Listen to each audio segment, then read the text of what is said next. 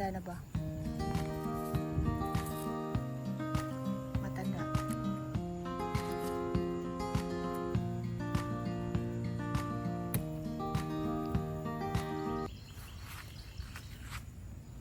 Yan. Ito hindi pa to. Ito siya. Hindi pa maliit, no? Pero ang cute niya. Ito siya. Ang liit tingnan. Pero yung grano niya, parang matanda na. Meron pa dyan, no?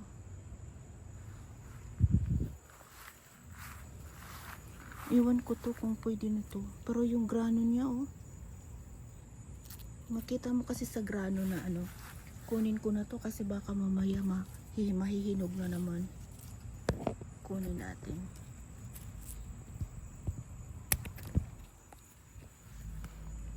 Ang cute nito, guys. Masarap to sa ano, pinaksiw. May isang isa dito, oh.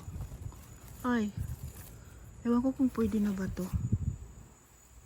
Pwede na yata.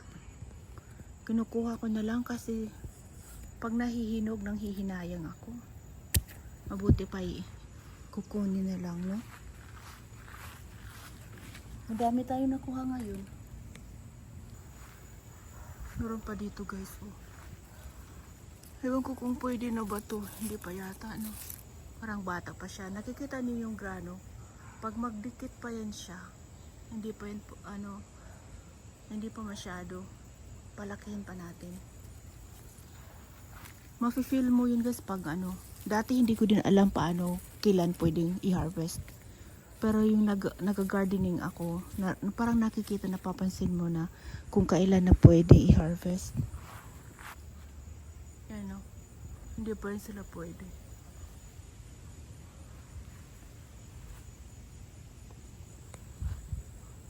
Wala ba ako nakaligtaan dyan? Wala na doon, guys. Punta tayo dito sa mga ampalaya. Yan na, guys. Oh, may lamok. May lamok. Yan. Dito, guys, kinukuha. Dati, hinihintay ko silang lalaki. Pero pag malaki na, hindi na siya pwedeng kainin. Pwede naman kainin pero matigas. Eh, mas maganda yung ano, hindi matigas. Kaya kinukuha ko na. Ganito kalaki, pwede na siya. Di ba kahapon nag-harvest ako? Ngayon meron na naman. Kaya ano, kukunin natin to.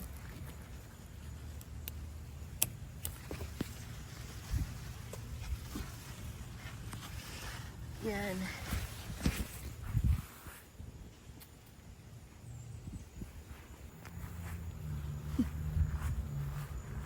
Oh yes, here. Kita niyo to, guys.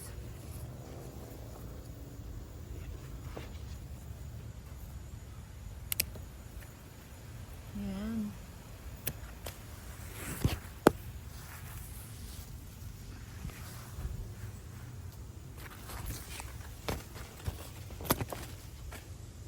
Ito, pwede na to.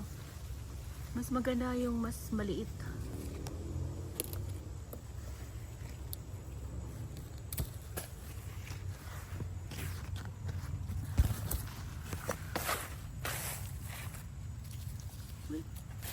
Wait, let's go.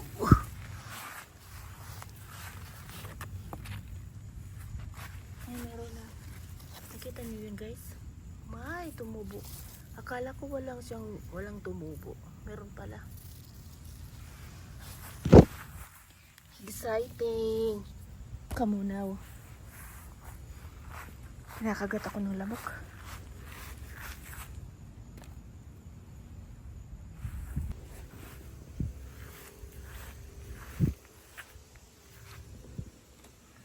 Yan, maliit pa masyado yun.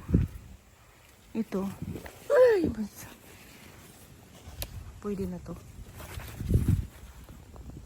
Mas maliit, mas maano. Mas maganda. Ito. Pwede na rin to.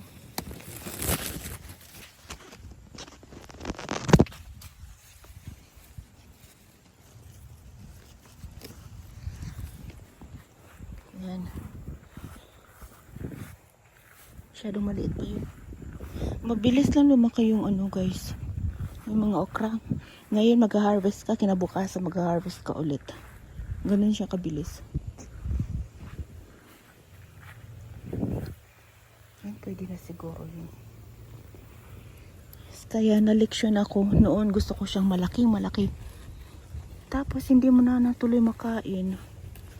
Kaya mas maganda yung mas maliit kasi ano.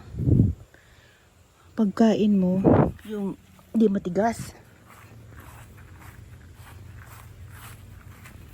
Yan. Napuno na guys.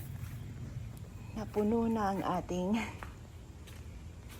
basket. Madami din to. Kahapon guys, nag-harvest ako. Hindi ko lang na-videohan. Tapos ito yung na-harvest ko kahapon. Tapos ito yung ngayon. Dami no? Ang dami no? Kahapon, ngayon. So, yan na lahat guys, pinag-isa ko. Kahapon at ngayon. Ang daming string beans. Grabe. Thank you Lord sa providence sa mga gulay. Appreciate it very much. Ligpit na natin para mahugasan.